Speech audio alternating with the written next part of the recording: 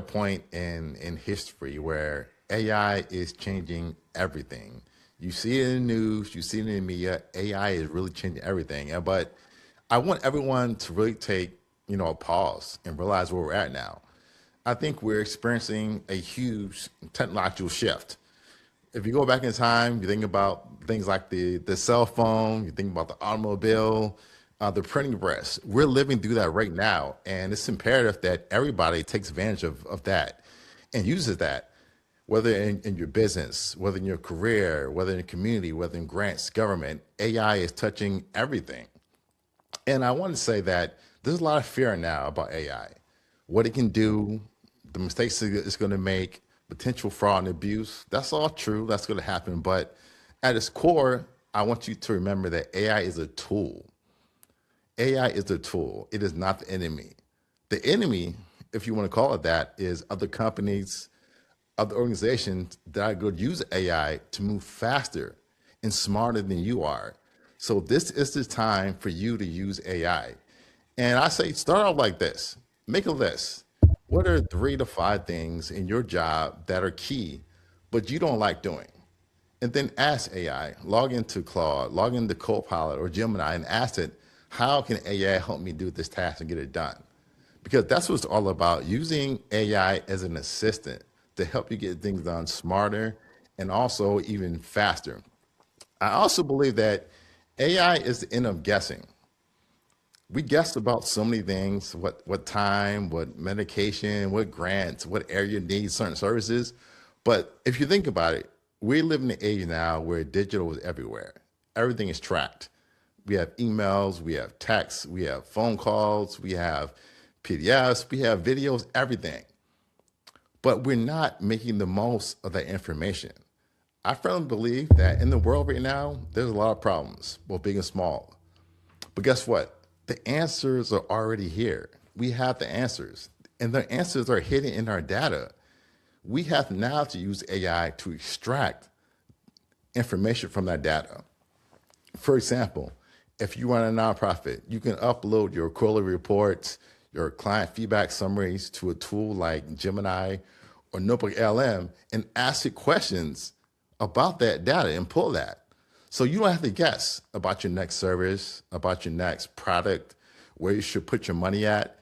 The data is going to tell you. So we're moving to a time now where you want to pair your gut instincts with data. And that's what AI can really do. It will help you sift through information at scale and help you understand what data and what points need to be done. Now, I think talking about AI, we can't talk about the safety concerns. People are scared about AI. When you say AI, the first thing we think about is Terminator and robots taking over the world. And yes, there is some things to be concerned about. And I say, like every technology, there are people that are used to do bad things. Let's take your car. Cars are fabulous. They've changed the world, how we get around, how we move, how we shop, live, and work. But guess what? Somebody can drive a car drunk and they can hit somebody and cause an accident. That is a result of driving. But driving has so many positive benefits. I think we have to keep that in mind. And we also need to set up rules to safeguard AI and make sure you use it responsibly. So in your daily life, as you use AI, I would encourage you, one, to use it with caution. So first, you want to fact check it. And this is called the human in the loop approach. People think AI is this magical button that you just press a button like your microwave or the washing machine, and you come back an hour later to heat up meal or to wash clothes. AI doesn't work like that. You have to give it clear instructions on what you want it to do to achieve those. I like to say the better the input, the better the output. I'll share a funny story. So I have a son, he was 3 years old, and one day I was making lunch for him, and I noticed he was a little ashy. A little skin was dry. And I told him to go in the bathroom and put him to lotion. And he comes out, and he's covered head to toe with lotion. And I laughed. But I thought about, that's the way that many people are using AI tools. They're saying, create a summary, create a post for me, create a document, create a proposal. But they're not really thinking about giving it clear instructions. So I would say you always want to make sure that you are giving AI clear instructions of what you want. So before you take that output from AI and you put on social media, you put it in other places, you want to make sure that it is accurate, that it's saying the right things. You want to check the things like the time, the date, the color, the shape, all those things, make sure they're right. Next, you make sure it's free of bias. In this community of colors, that's something that we should be concerned about. Making sure that it's saying things that are true and not false, not stereotypes, and also make sure that the data that you're feeding to AI is clean data. It's free of bias and free of errors. Because if you put in data that's not clean, you're going to get bad results. So make sure the data you're pulling from is clean. And also, you can ask AI to tell you what is the source, give it the citations and where you got the information from, and you can fact check it. And the last thing I will say when using AI is just make sure you're not sharing any sensitive information because it is a tool. It is something that has to be safeguarded. I think those are some of the key steps that you AI safe defensively. And to close out, I'll just say this. AI is affecting everything. A lot of people say that this is your AI, but AI is already here. It's already working quality behind the scenes, behind your favorite applications, behind your email, your GPS, your Spotify, streaming services, whatever you use, it's already here. But now it's the time that you must make AI work for what you're doing. And I don't want to scare anybody, but you don't have long.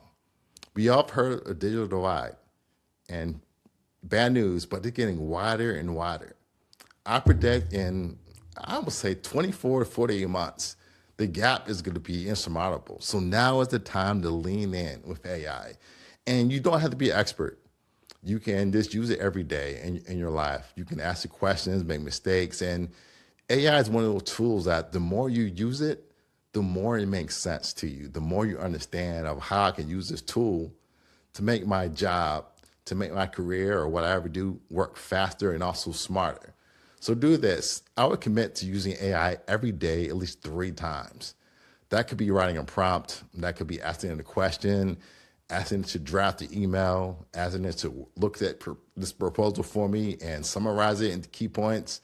It could be summarizing meeting notes. But the more you use AI, the more natural it's going to become. And one last thing, I'm going to caution you that there's no rule book to AI.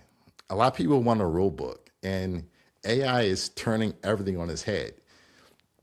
Normally with computers, you ask a computer a question, you get an answer. But now with AI, you can collaborate. You can have a conversation with AI. You can ask a question and then ask a follow-up question. And that's amazing.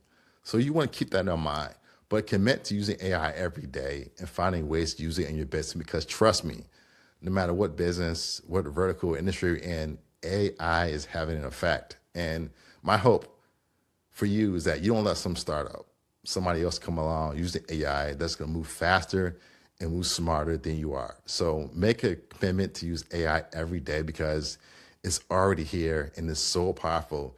Use it and make it work for you and your business.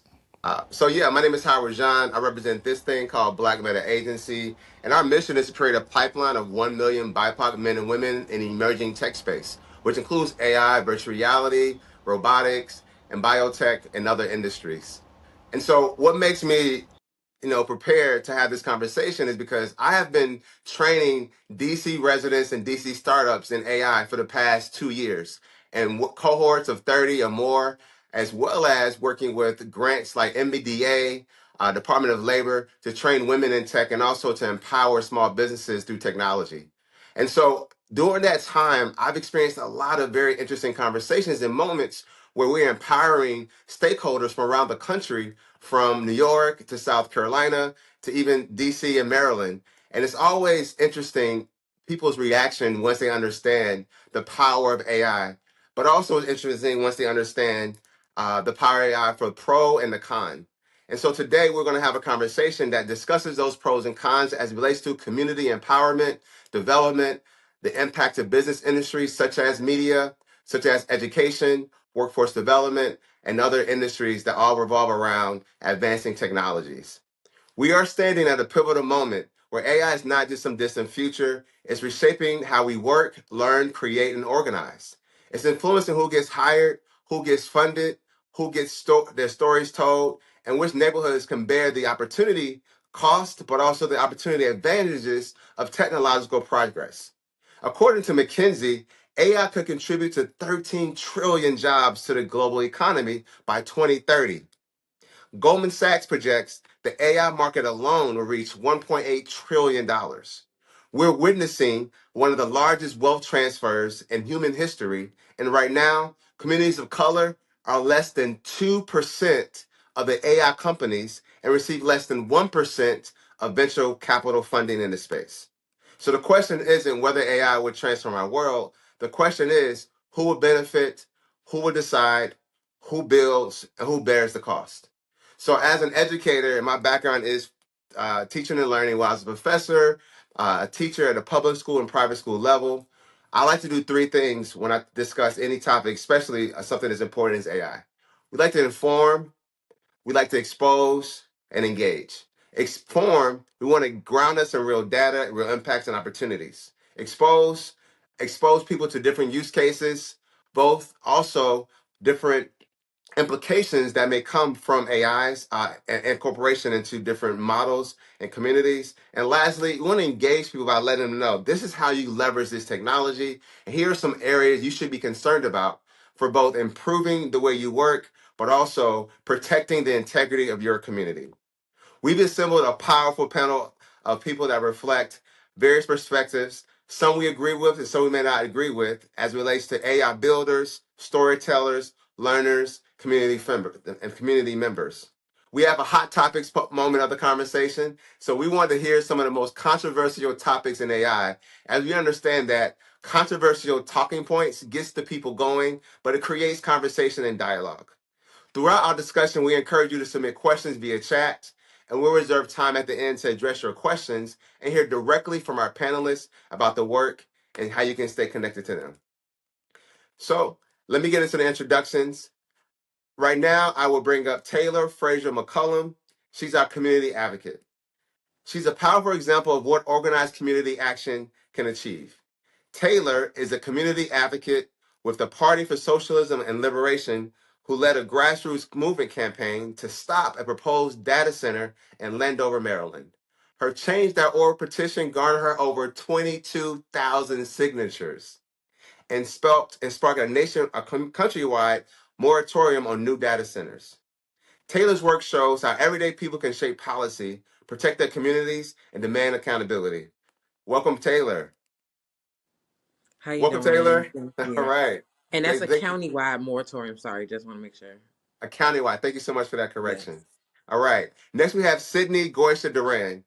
Sydney's the editor-in-chief of the Hilltop and a student at Howard University.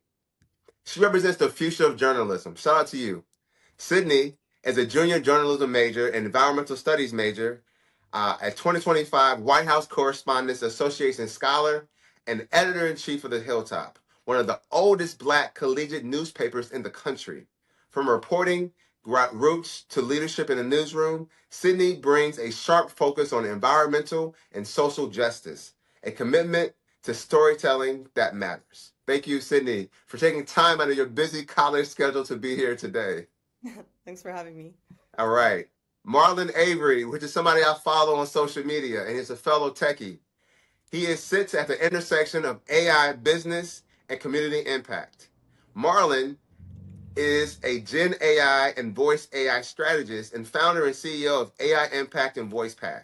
He's trained over 10,000 professionals, led Azure OpenAI bootcamps for Microsoft, partnered with Google on national AI literacy initiatives, and builds HIPAA-grade voice AI systems that cut cost and workload across major industries.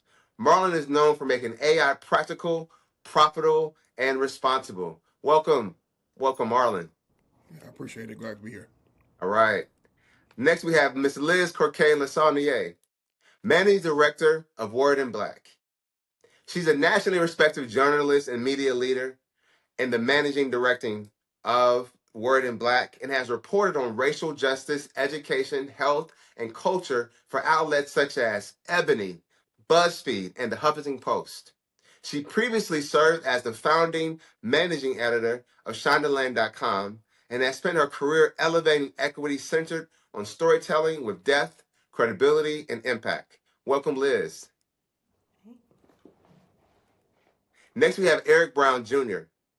Eric Brown is the founder of Elevate Coaching and Consulting. He moves from AI from ambition to real adoption.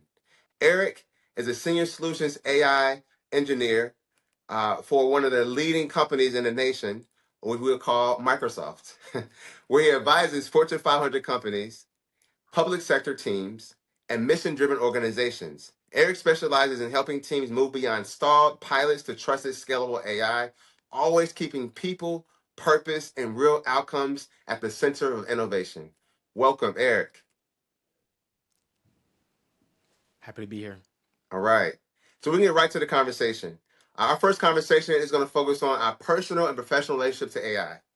According to McKinsey's 2024 State of AI report, 65% of organizations now regularly use generative AI, near double the previous year. Yet adoption seems deeply uneven. Black professionals report 23% lower access to AI training opportunities compared to their white counterparts. And this is a toss-up question to any of the panelists. From your personal and professional perspective, how do you currently relate to AI? And secondly, where are you engaging with it in your work, studies, or advocacies? Or where do you feel the most excitement or hesitation? I'd love to jump in. Thank you so much for having us. This is fantastic to be here. So I have a very fraught relationship with AI, as I'm sure a lot of us do. Geoffrey Hinton, who is the godfather of artificial intelligence, said a little bit ago that there's a 10 to 20% chance that artificial intelligence will kill us. And I don't know about you, but if there was a person that someone said, hey, go sit in this room, there's a 20% chance that he's going to kill you, I would not go sit in that room. There is that reality, number one. Number two, last year my sister started, talking about how her light bill was going up a ton. And she's like, I don't know why. And I said, I bet there's an AI data center being built next to you. She's like, no, I haven't heard anything about it. We'll come to find out after her light bill went from, basically almost tripled, that the largest AI data center is being built about, 5 miles down the road from her. Okay. We have seen what is happening in Memphis with AI data centers there. And working in the Black press, I cannot say how conflicted I am knowing that we may use AI for, generating headlines, that we may use AI for transcription purposes, knowing that that could potentially be killing and harming my own people. That is a very difficult position to be in, and it is the reality that we're in. I also think a lot about just the way that ICE currently is using artificial intelligence. Every time we see them holding up that phone to somebody, I'm like, this is not the cancer, solving, future that we were promised. And so that's what makes me nervous. And I always say it's not AI that is taking jobs, it is people making a decision to fire you on the basis of AI. AI is just a tool. I think one of y'all said that it is just a tool. But I think that we have a lot of questions that we need to ask because we can use it. I think there's ways that we can use it to make our jobs easier. But also, if I know that this could potentially kill my people because the data centers are being put in Black communities or close by it, do I really need to use this to write an email to somebody? An email that they probably ain't even going to read and don't want. Wow, that's incredible feedback. You gave a couple of hot takes around 10 to 20% chance of something harming you. Would you go into that room? Very interesting. Any more feedback on that topic, on that question, everyone? I just wanted to say that I think that it's very important when discussing AI that we look at the implications for the environment, like Liz was saying, just to piggyback a little. If we're going to be using countless gallons of water every day to produce emails, to produce videos, to make shorts, things that aren't pushing us forward as a society. Now, I'm all for AI when it's going to be used to make medical innovations or, take us to space or something, very innovative. I don't think that it's good that we're focusing on creating us as a product in our day-to-day lives. You know, we are now the product that is being marketed. Our data is being marketed, it's being shared, it's being used. We know that it's being biased. We know that the AI has ability to kind of have a color blindness to it. It shows us what it wants us to see. So I think that that's an unfortunate part of AI, that we can't get the ethics side of it right. You know, there's some unethical behavior in the AI world, and once that's corrected, once that's adjusted, once we find a way to remedy, I think that'll be better. We lead the world in data centers. We have over 5,400 in the U.S. and growing each day. So why do we need more? We were existing on social media prior to hyperscale data center existence, and I feel like we can continue to survive without that. So in my day-to-day, I try to minimize my AI generative usage as much as possible.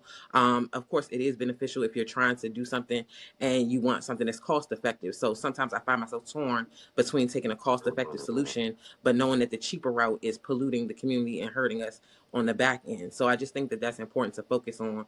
And I want to also highlight that we as a community, as African Americans, have to really think about what is being done to us by the AI, you know, how they're putting it in our communities and how it's impacting us for the long term. Studies haven't been done for long term impacts of data centers being in our communities. So it's teeter-tottering on how you ethically expand AI, but then I want us to wait a little bit and pause until quantum computing takes off, because that's less harmful on the environment. It's less impactful on communities. We can use transmission lines that already exist for data transmission. So I just think that if we slowed down and scaled back and didn't allow companies like Google, Meta, ChatGPT and OpenAI to sell us on these dreams, that we won't have this big bubble that could possibly burst.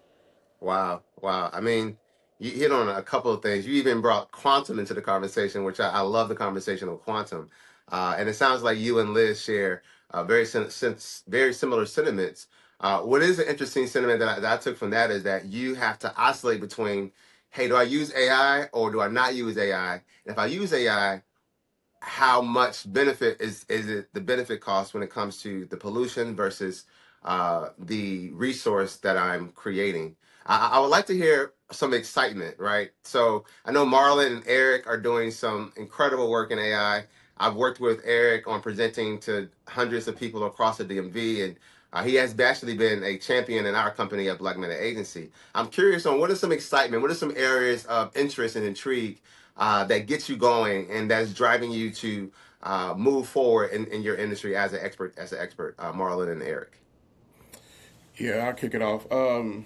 So I'll start off this way. I'm a person in this industry that I play offense. My mind can't even think on the defensive side because I understand the impact that can be. And so the question I propose is, we may say, hey, well, let's wait and kind of figure these things out to see what the impact may be. My question is, will there be a bigger impact on something like the data centers, or will there be a bigger impact to our community without using it? Everything. Going back to McKinsey & Company also did a research and said that they understand now that generative AI is going to add anywhere from $2.2 to $4.4 trillion to the economy. Let's break that down. ChatGPT, the users of ChatGPT, 50% of the users are of the Indian Asian community. 27% is of the Hispanic community. Whites are next, and then blacks are last when it comes to like 6%. What is the impact of us not using it? We can't afford in this current industry to not use it. I'm one of the individuals have been very, very early into the space. I built one of the first AI grant writers on top of GPT 2.5 right before GPT 3 launch. Yeah, this was when OpenAI was invite only. So the minute I hit compile and the minute I saw the results of what is going to happen, I'm sure the world is about to change. Not our lives, everything, the world. Everything. I also partner with Microsoft, I partner with Google's, everything. I partner with Van Jones to do education. I've done over 100 workshops in the past 3 years and stuff. Yeah, we can't afford this moment to not miss. Yeah. It will be a greater impact and everything if we start to kind of lay back and sit back and everything, because number one, we're already behind. Everything. We don't have the privilege and everything to wait, everything to figure out what's going to happen when a community who looks like us is already behind. Not only just behind in technology, in so many different levels. Everything. If you want to take this back to education, we're talking about a tool now that has the ability to help some of our children read better, learn math quicker, be more interested in sciences and everything. And so I think the consistent conversation around what it may be in the biases and everything, and not kind of just going to lean into the practitionership because it's a tool for everything. I mean, we can have the same exact conversation hundreds of years ago with something just like money. It was individuals and everything who was connected to us. So at one point, people thought electricity and everything was voodoo. And at this point, we just can't afford it, though. This will be a greater impact. If we just simply wait and not use it, than it will ever be when it comes to like data centers and health impact. Well, Marlon, you definitely are in the field. And one thing about the work that we do, we love people that are actually outside doing the work. Sitting behind a computer and working, making apps and just building inside of your home is not enough. We have to touch the people. So I want to commend you on the work that you're doing with touching the people. And something that you touched on was very interesting. And I'll compliment that point of how far we are behind as a community. We're about 12 to 14 years behind as a community in technology, which means that we have a level of disenfranchisement from economics, from politics, from policy, and from other channels that can move where we are on the totem pole when it comes to wealth creation, wealth management, and wealth ownership. So the fact that we are at a crux where Taylor is very passionate about doing the work around this new phenomenon of AI and data center integration in our communities, we definitely have to look at both sides of the coin as it relates to how we're going to mobilize and leverage this very pivotal moment in history. Eric, I would love to hear about your excitement because of the work that you're doing as well.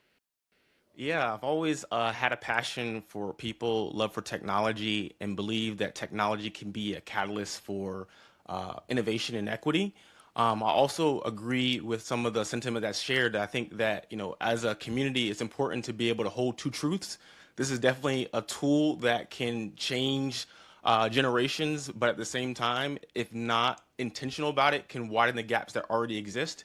And so I think that it's not a moment of waiting and seeing what happens. I think it's an opportunity to be an architect and really leverage these tools for our dreams and ambitions. And I think that when we think about AI, it really has the ability to amplify intent.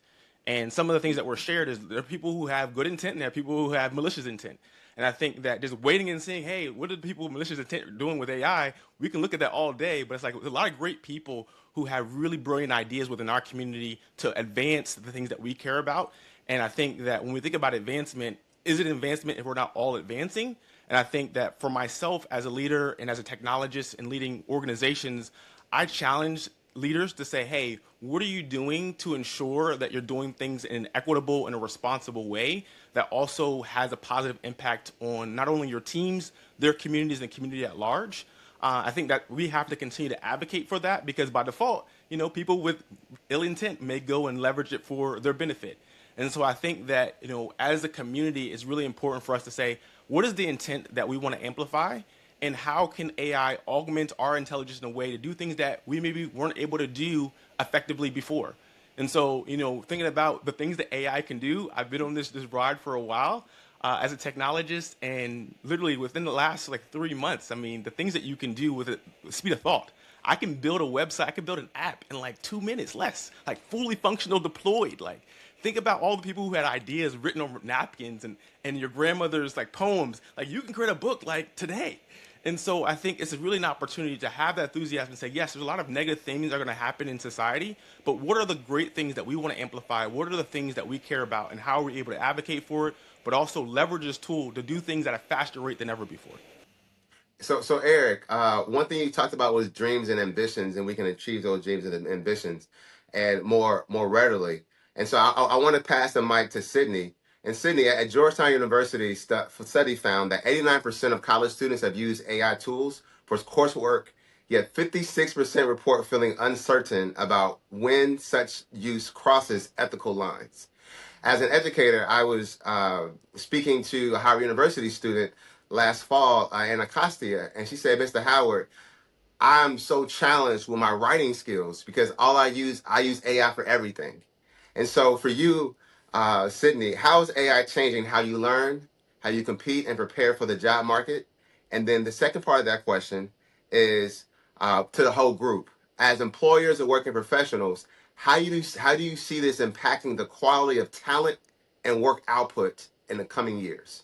So Sydney, back to you. How do you see this changing how you learn and compete to enter a job market that is already tumultuous because of everything that we have going on, and is very fast-paced and dynamic economy, to be gentle with my words? Yeah, well, I appreciate that question. I think the answer lies in kind of my personal experience with AI. I think I lie somewhere in between where everyone kind of shared their sentiments are. Initially, I was very anti because, I'm a journalist, I'm an aspiring writer. And so I was completely against anything that could potentially take away from my voice. And I think like the power lies in the people and in interviewing sources. And I feel like I was scared that AI would kind of take away from that. But then coming to college, and like interviewing my peers and just observing them, that statistic definitely rang true. Like people use AI for everyday homework assignments, writing essays, even just something like, a pitch for a story or something. And then when I was promoted at the Hilltop, it was coming to fruition in my everyday life. Like a section editor might come to me with concerns that Mhm. somebody was using AI, in their writing or in their pitches. And then as a leader, I kind of had to navigate those types of conversations with people. And so with that, I kind of realized that this isn't something that's going away. So being afraid of it isn't going to help. What's going to help is, reading up on it and actually being trained on how to use it. I feel like it's a whole new language that you kind of have to learn. And that's something that where like our training as journalists comes into play. Our generation, the way that we kind of adapt to new apps as they come in, we just kind of learn how to use a whole different type of platform for a purpose that the older generations might have difficulty navigating. I think that's coming into play here where we're going to have to start learning how do we use it ethically. And I mean, it's just like anything else where everybody has certain values and certain places where they will cross the line. So it is kind of an individual choice, but as a community, we need to be doing our part in terms of educating people, researching people who are at the forefront of AI so that no one is left in the dark. Like, I think just like ignoring it and saying like this is something bad isn't going to be the solution. At the end of the day, we all have to play our part, just like something like recycling or reducing emissions. So I think it's important for us to kind of take it. And then in terms of the job market, um, I think a lot of people are afraid that it's taking away jobs, like people, entry level positions, like small tasks, things that would normally be reserved for like an intern or a low level person. People are afraid of that with AI. But I'm hoping that what happens with our generation is that we learn how to use it as a tool. And that also has to come from our employers. Like, what are their expectations? What would get you fired? Like, what is plagiarism versus just using it as a tool? So I think as the laws develop, as the standards develop, we're going to have to create those standards as a society. And then as individuals, we're going to have to push back where necessary, especially on behalf of our community. And then we're also going to have to decide, where's the push and pull of where we fit in all the different places. Okay, Sydney, you hit the ball out of the park with this one, and you opened a idea or conversation that I have at the higher education level. I sit on the board for the universities at Shady Grove, and they had a conversation where their professors were extremely anti-AI at that school, but other schools around the country have fully adopted it, which makes their students more competitive. Now we know that HBCUs, our black colleges, have competitive challenges when it comes to access to professors, quality professors, access to technology, and et cetera. Where does the culture, from your experience that you're seeing your peers and even at Howard University, what's the tone on campus and amongst professors when it comes to the technology? And then also, do you have counterparts at other colleges, PWIs and majority institutions, who are using it? And what does that look like from your vantage point? Because you're our expertise when it comes to being a student. Yeah, I think that's something that I've been really excited about at Howard because, well, obviously it's kind of like, the people on this panel, right? Like there's a split. Like I have one professor who's very traditional and old school, and like now he's having us list all of our, like when we submit an article for an assignment, we have to submit our source, their phone You number, love it, right? You love it. like, It's exciting. like, oh Yay. yeah, yeah. And like, I mean, for an ethical student, like I have no problem submitting my sources and Right. having him actually call them. But if you're someone who likes to plagiarize and cut the corners, then good luck to you, I guess. Yeah. But then there's also people at Howard who are really excited to be on the forefront. Like I had another professor last semester who she's really pro like embracing it and being at the forefront. And so they've created a committee here at Howard where they're trying to get like an AI certification program started where students can take course is about ethical AI and how it relates to the Black community. So in that way, I'm really happy that Howard is on the forefront of it. I'm excited to learn more about it. I just assigned that story to a Hilltop reporter, so go read Okay, the Hilltop if you guys want to hear more about it once we publish that. for Um, sure. but yeah, I mean, I was an intern last summer at a local Black newspaper back home, the Seattle Medium, and I was really interested by how my boss and like the social media manager there used AI not for like writing, but for generating headlines that were appropriate for like um, the algorithm, like pushing stories to the top. So I think in that way, it can help us be more Mm. competitive where our stories might not be as mainstream. So I think there's a lot of interesting ways that we could be on the forefront of it. And I'm seeing it at Howard, like people aren't running away from it. So that's Okay. interesting. So this is from Marlon and Air. It's a follow up to Sydney's points.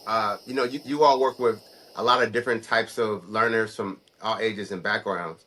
Uh, what is the posture that you've seen at majority institutions, or let's focus on institutions because Sydney's here. We want to give some focus on education. What are you all seeing the difference in adoption at those communities versus our colleges and education communities?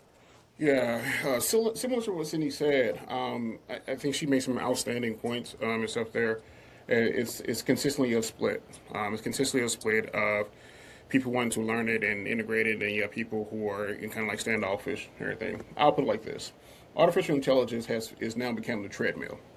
It is the treadmill into the new AI-centric workforce that we're all going to live and work in. The beautiful thing about a treadmill is you can set your own speed. You can set your own speed. So when it comes to learning, when it comes to practitionership, when it comes to building, so you may be someone like me who are building several different applications, doing applications, doing educational things like that. But you may be somebody like, hey, I just want to just kind of take it, hour a week, what it may be. The most important thing is to be on the treadmill. And I mean, this is what is about to happen, if you like it or not. Everything. This is about to become a new workforce. The only thing I was slightly disagree with what Sydney said is, so let me make this clear. I'm vice president of applied AI at JP Morgan. This is not a JP Morgan fault. And this is Marlon and Avery fault. Do not wait on your leadership or your business to figure out this AI thing. They don't know what they're doing. I've called out several Hot take, hot CEOs. take, hot take, hot take, hot take. I've called out several CEOs. I've called out several companies for doing firings when the leadership does not what they do not know what they're doing. I have the privilege to sit on some of these calls when they're having their town halls and they're just using the word AI like it's a verb, like it's a noun, but not clearing no distinction to it. Not giving the people direction and everything to learn from it. The only you're saying is go learning, and that is it. This is also too a privilege of mine because then you hire somebody like my company to come in and do the education and training part of it too as well. But this is consistently going, fortunately or unfortunately, so it comes back to the individual, the practitioner stuff, of the one and stuff who's looking in the mirror is to figure it out. Do not wait on your leadership. Do not wait on your manager and everything. Be a practitioner and everything. Figure out how to solve and build, your some of your challenging things, as well. And so we're talking.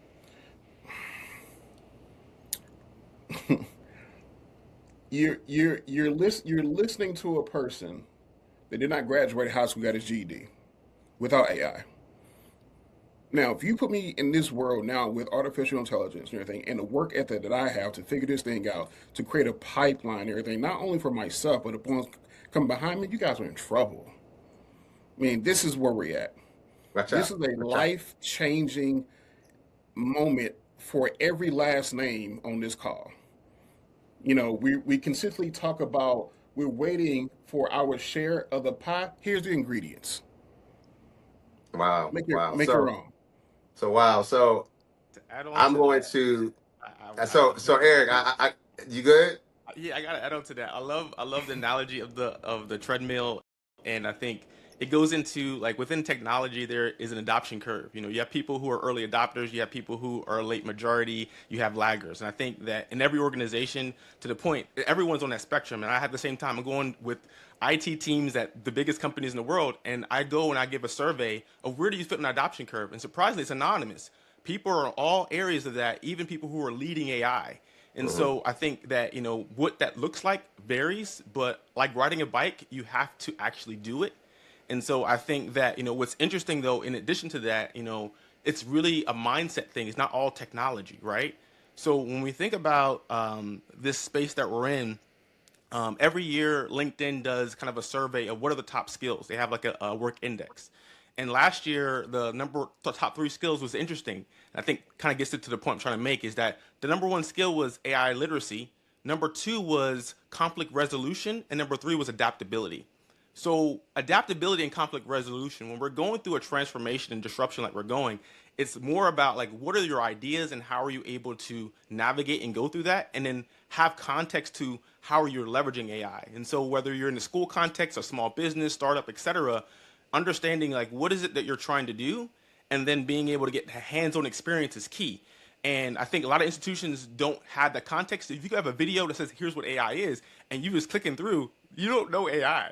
And so you have to actually have context and have hands-on experience. And so I think that the work that we're doing collectively is really important to say, hey, one, where does that context as a student, as someone that is sharing information globally, someone that's building applications, someone that's serving people, how does that play a role? But it's important that you have the character and the interpersonal skills to navigate that as well. And so I think that although we're talking a lot about AI and advancement, I'm thinking, how are we advancing ourselves? What does Eric 3.5 look like to be able to navigate this change? And so I think that we have to kind of have both ends. 30 seconds on, again, who you are, what you're working on, and how can we contact with you? Thank you. Yeah, so I'm a 3rd-year student at Howard University. I'm studying journalism and environmental studies, hoping to be an environmental reporter. I'm the editor-in-chief of the Hilltop, so if you guys have any like pitches or story ideas, things that you're working on, we're always happy to highlight, Black successes or things that are going on in the community. Definitely read our work. That helps us out a lot. Follow us on Instagram at the Hilltop HU, and I'll put that in the chat as well. And I'll put my email in my LinkedIn if you guys ever want to reach out. I'm always looking for ways to connect and just opportunities to build on my portfolio. So thank you for having me so much today. I really appreciate it. A wonderful job, and shout out to you representing the HBCUs. I'm an alum at HBCU, so you made me very proud. So thank you very much, Sydney. All right, next, please, we'll go around the table and keep it moving. All right. Again, I'm Taylor Frazier McCollum, and you can follow me on Instagram at TayloredFM. TayloredFM, and we'll be hosting a meeting this Saturday at Bladensburg Library in Bladensburg, Maryland from 1:30 to 3:30 p.m. to brainstorm ideas on how we can move forward with the No Land Over Data Center movement. And I just really appreciate the opportunity to be here. Thank you guys so much. And thank you, Taylor, for being the person in the room to really empower us on the implications, because we don't hear this conversation a lot, Taylor. And I'm in Eric and I, and I'm sure Marlon is in a lot of rooms, and we don't hear those conversations. So we should definitely be aware as we deal. So thank you for adding that's invaluable aspect to this conversation. All right, next up, we got Liz, Marlon, and I think Eric is left. I'll go. So I'm Liz, as you all know, Managing Director of Word in Black. I've been there since 2022. We are Black America's Digital Daily. And also we have a research lab. We have a research report actually just certainly coming out about organ donation in just a couple of days. And we are also NAACP Award nominated. They had their very first ever journalism awards. And so February 28th, we'll find out. You can reach us at Word in Black News on all platforms. And if you want to come and holler at me, you can always send me an email if you work in the space and you want to write an op-ed for this. I'm liz.cl@wordinblack.com. And if you just want to, chat with me personally, I'm Los Angeles to XOXO on other platforms. So, but it's been a real pleasure to be here and engaged in this. And thank you again to the Washington Informer, who is one of our partner papers at Word in Black. All right, thank you, Liz. Up next. Yeah, Marlon Avery. I am Marlon Avery on all platforms, so you can reach out to me there. So I'm Vice President of Applied AI at JPMorgan. Also run a company called AI Impact, where we do workforce training around AI implementation. And so if any of your staff, organizations, schools feel like you guys need to get a better understanding of AI, feel free to reach out to me. And also I run a company called VoicePath, where we build AI voice solutions for small businesses. All right, thank you, Marlon. I'm looking forward to getting that lunch with you, because you didn't finish inviting me, so I'm looking forward to getting lunch with you. Well, I'm here now. I live here in DMV. All right, cool. Yeah, so we're gonna make that happen, man. I look forward to connecting as well. Eric Brown, excited to be a part of this conversation. This has been very insightful, and I think hopefully you are able to gain something from it. So, technologist, mentor, coach. You can find me on all platforms, Eric Brown Jr. _. I put in the chat my LinkedIn's primary place to get in contact. And in the season, I think it's just time to build. And so whether it's at the enterprise level or startup, small grassroots type of scenarios, I'm happy to reach out and collaborate. I think really it's about building together. And I think that context matters. And I learn just as much from every engagement as I share. And so looking forward to collaborating this year. All right, thank you.